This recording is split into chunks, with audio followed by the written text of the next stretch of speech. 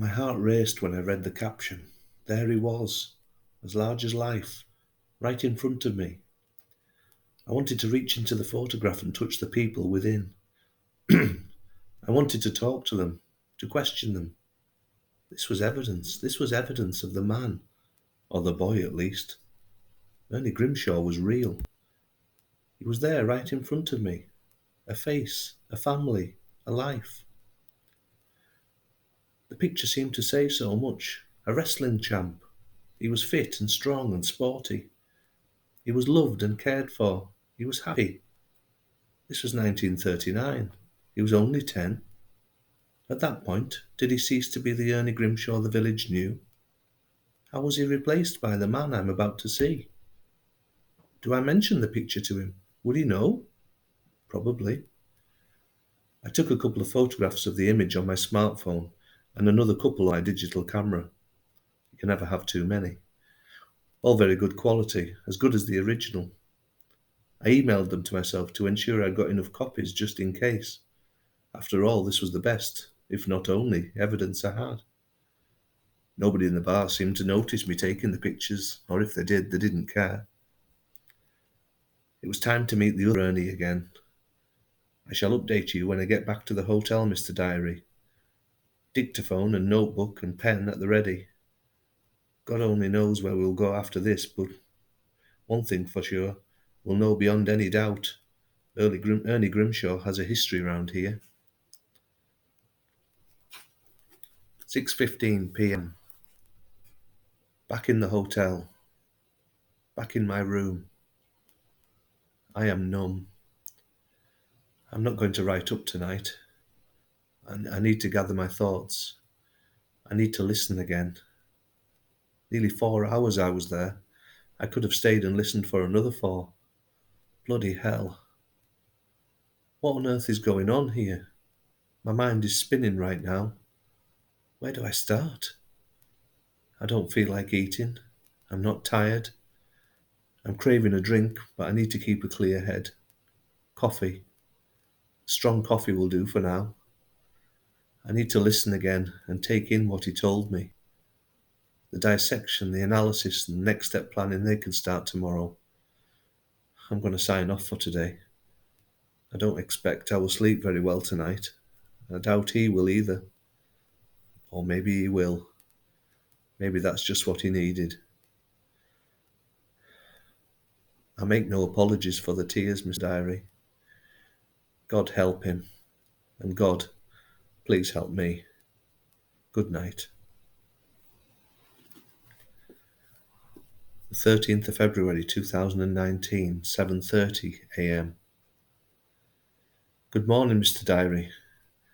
I didn't get a great deal of sleep last night, as you know. Before I leave the hotel, I want to reproduce part 1 of the interview. Whilst not word for word, nothing of importance will be left out. The following is taken from a recorded conversation with interjections or points of clarification where necessary.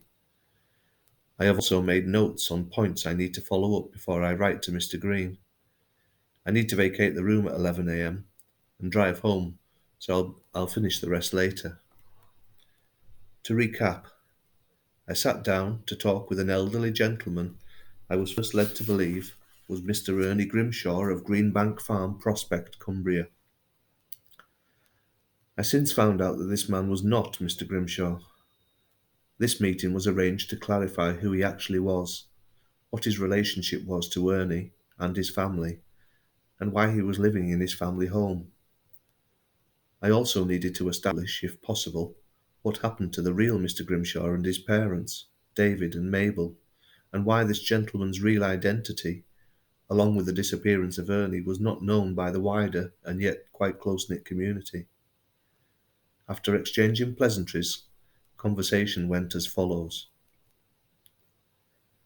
My name, a name I have not used for nearly 70 years, is Daniel Frankenberg. I am of Jewish descent, as you can probably tell by my name. As far as I know, I have no remaining blood relatives. I have never spoken of my past before, and you must excuse me if I struggle to recall some events or if I'm unable to answer some of your questions.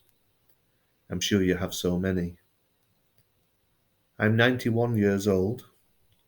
I was born on the 22nd of September 1928 in the district of Kleefeld, Hanover, Germany.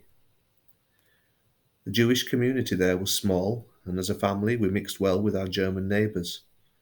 I do not recall any animosity towards us when I was growing up. It was a lovely childhood. I lived with my father, Azrael, my mother, Susanna, and my older sister, Danya. She was 3 years older than me. We were all close. There was a silence here on the recording. He had stopped talking to gather his thoughts. This was clearly a traumatic experience for him. His eyes were filled with tears, and he made no attempt to wipe them away. He seemed lost in thought. It took a few moments to compose himself again before clearing his throat and starting again. I'm not sure what you know about German and Jewish history before the war, Paul, he said. In the early 1930s, when I was just a young boy, the politics of the country meant little to me and my sister, and my parents were worried about the rumours and speculation at the time. If they were worried, they kept it hidden from us. I would imagine they'd heard enough to worry them. Before 1936, life in Hanover was normal. School was normal.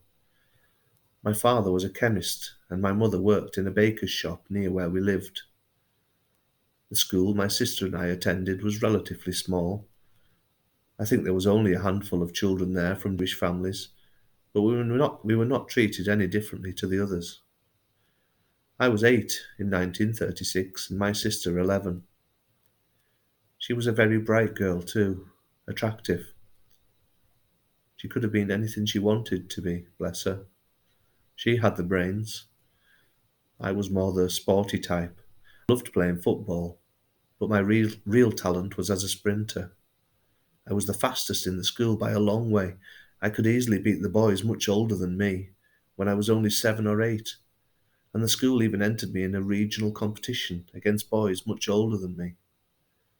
I remember coming third and getting a medal for my efforts.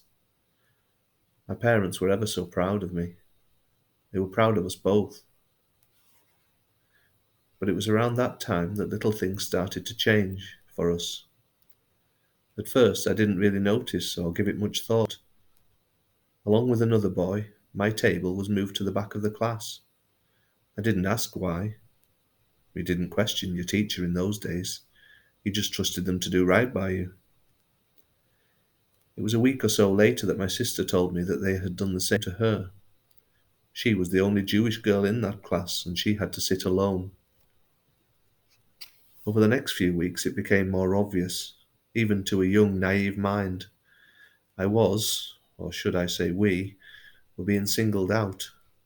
The teachers wouldn't ask us questions in lessons. We were ignored. They only spoke to us briefly. They kept a distance. We were not getting picked to do the jobs in class or help out. We'd be the last to be served at dinner time, and we were not allowed in the library or allowed to take books home with us like we always had in the past. Not long after that, Mother lost her job. She told us that the bakery was not doing so well, and they had to make redundancies. But even then I suspected this was not right. The place was always busy, and no one else seemed to lose their jobs. She was being singled out too. I can't remember when we were first made to wear the star. We became increasingly aware that our lives were changing and wondered if they'd ever be the same again. There was a growing hostility towards us. My friends, or at least the boys I thought were my friends, stopped talking to me. They stopped playing with me. Danya's friends deserted her too. One boy, Fred his name was, he told me, "It's because you're a Jew. Jews don't belong here. My brother told me. He said we can't be with you.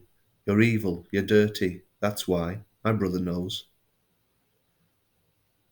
Danya told me stories of being spat at, punched and kicked and threatened with violence on her walks home from school. After that we stuck together. We only had each other. We walked to and from school together, watching each other's backs. It was scary, and yet we still wanted to go to school. Strange. It was all we knew. My father told us to stay hopeful that it would pass. He told us to take any positives we could. He valued education. He used to tell us, learn something new every day and your mind will be richer for it. In 1937, early 1937, the decision to attend school was taken out of our hands. A law was passed to prevent Jewish children attending the same classes as German children. For a time, the Jewish families tried to form their own classrooms in someone else's family home, but this didn't last. It was considered too dangerous to gather together in large numbers in case the Germans considered it a threat. As if a small collection of women and children could bring down the Third Reich. Anyway, 1937 proved to be a pretty horrific year for us as a family. We rarely left home, and if we did, it was only to pick up a few groceries and essentials from those who would still sell to us. The Jewish community elders were still able to buy food, and it was distributed to those in need. My father continued working in the chemist's shop, but his pay was significantly reduced, and he was only allowed to advise on but not administer medicines.